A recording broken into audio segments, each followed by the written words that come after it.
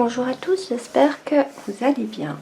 Aujourd'hui, je vous retrouve pour ma vidéo annuelle du top 10 de l'année 2021. J'ai choisi parmi mes produits préférés de cette année. J'ai dû en enlever parce que j'en avais un peu trop. C'est pas évident d'arriver juste à 10. Mais je crois que là, j'ai vraiment choisi mes préférés. Il y en a qui sont terminés, donc je ne vais pas pouvoir vous les montrer. Mais il m'en reste encore quelques-uns. Je ne les ai pas classés par ordre du meilleur au dernier. C'est mes 10 produits préférés de l'année. Pour moi, ils sont tous au même niveau, c'est-à-dire de très bons produits que j'ai refaits, que j'adore, que les personnes de mon entourage adorent aussi. Pour commencer, j'ai choisi le baume à lèvres teinté, c'est-à-dire celui-ci. Il me reste vraiment pas grand chose, juste le fond. J'adore ce baume à lèvres. Il repulpe bien les lèvres et surtout il est très efficace. Si j'ai les lèvres gercées, j'en mets une fois et c'est bon, mes lèvres sont de nouveau en pleine forme. Je suis très contente de ce baume à lèvres et je vais le refaire, ça c'est certain. D'ailleurs très vite, juste qu'il me reste. À l'intérieur j'ai mis de l'huile de ricin, de la Cerabellina, de la cire Condelila, du beurre de karité, de la glycérine, du menthol, de la vitamine E et du colorant. Si vous ne voulez pas mettre le menthol, il n'y a pas de souci, il fonctionnera aussi très bien. Simplement qu'il ne sera pas repulpant, mais sinon il fonctionne aussi très bien sans menthol. Je vous mettrai ci-dessous en barre d'infos les liens pour chaque produit. Ensuite, j'ai choisi la barre démaquillante que j'ai adorée. Je l'ai faite avec le beurre de coco, mais comme je vous ai dit pour les produits qui sont mouillés, comme les fondants de douche, etc., je trouve que le beurre de coco est beaucoup plus onctueux que le beurre de cacao.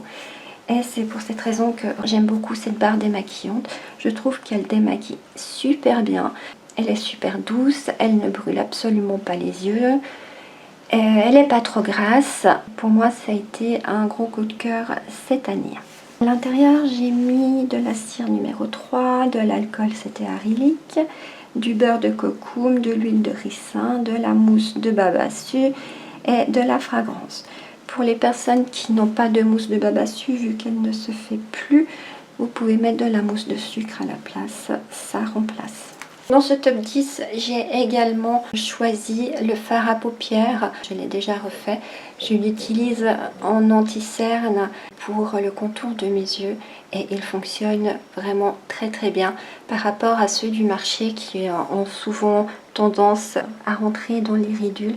Celui-ci, rien du tout. Il cache très bien les cernes, les petits vaisseaux qu'on a sur la paupière. Je m'en sers tous les jours. J'adore cet anti-cerne. Et je ne m'en passe plus, comme je vous dis, c'est déjà mon deuxième petit pot. C'est un produit que j'ai adoré cette année et que je vais continuer à réaliser également. Donc à l'intérieur, on a du coco silicone, de l'acide stéarique, de l'oxyde de zinc, du stéarate de magnésium, des pigments et c'est tout. J'ai également choisi la mousse nettoyante visage, qui est une mousse que j'ai adorée. Elle ne brûle absolument pas les yeux, elle nettoie super bien la peau, elle est très douce. Jusqu'à la fin de la bouteille, elle a fonctionné, elle m'a donné une super mousse très légère et j'ai adoré ce produit. Donc à l'intérieur, j'avais mis du sodium cocoïl glutamate, de l'eau, de la glycérine, de la protéine de soie, du dicaprylyl carbonate, du AA, du bisabolol, du Cosgard et de la fragrance. C'est vraiment un excellent produit que je pense refaire aussi tout soudain. J'ai rajouté le shampoing solide Aumône-Œil. C'est également un shampoing que j'ai beaucoup aimé.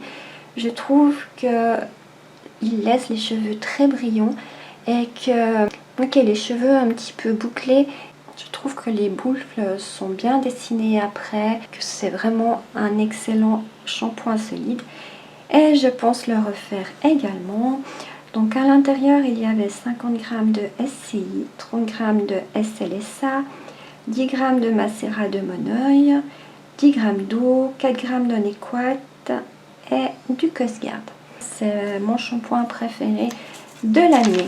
Il y a le dernier fondant de douche que j'ai fait au beurre de cocoum. Il est excellent également. Il hydrate vraiment super bien la peau. Il est très agréable à appliquer, très agréable à rincer. Donc il se rince vraiment super bien grâce au beurre de cocoum justement. J'ai adoré ce fondant. Et à l'intérieur, j'ai mis du beurre de cocoum, du beurre de karité, du beurre de mangue, de l'huile de coco, de la cire numéro 1, de la glycérine. J'avais mis du colorant et de la fragrance. C'est mon meilleur fondant de douche aussi cette année. J'ai sélectionné l'après-shampoing qui évite la perte et augmente la pousse des cheveux. C'est également un excellent après-shampoing. Je l'ai terminé avant-hier je crois. Il démêle très bien les cheveux et comme le shampoing au Oil, il laisse vraiment des cheveux très brillants, très doux. Les boucles bien dessinées. Il me fait vraiment des très beaux cheveux. Et j'ai adoré cet après-shampoing. Donc à l'intérieur il y avait de l'huile de ricin, du conditionneur émulsifié, du BTMS, de l'eau, de la glycérine, de l'acide lactique, de la biotine, du fucosaire, de la provitamine B5, de la fragrance et du Cosguard. Dans cette recette je l'avais mis en bouteille parce que c'était un petit peu liquéfié. Mais il s'est resolidifié, donc il faut vraiment le mettre en pot parce qu'en bouteille c'est très difficile d'arriver à prendre la fin de la bouteille. Donc c'est vraiment un produit à mettre en pot.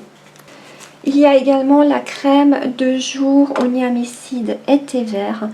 C'était une excellente crème de jour. Je l'applique tous les matins. Elle laisse une peau super douce. Elle n'est pas grasse.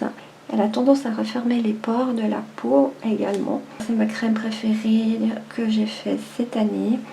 Donc à l'intérieur il y a de l'huile de rose musquée, de l'émulsifiant cœur de crème, de l'eau, de la glycérine, du niamicide, du thé vert, de l'Algo Boost Jeunesse, du Cosguard et de la vitamine E.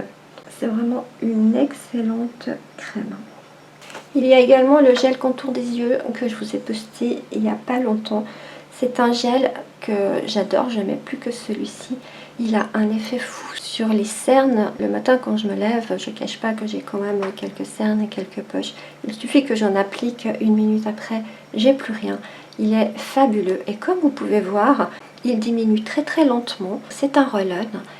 Il est super pratique parce qu'il s'applique super vite. Il rafraîchit grâce à sa boule en métal. J'en mets 2 fois par jour, donc matin et soir. Et je l'adore.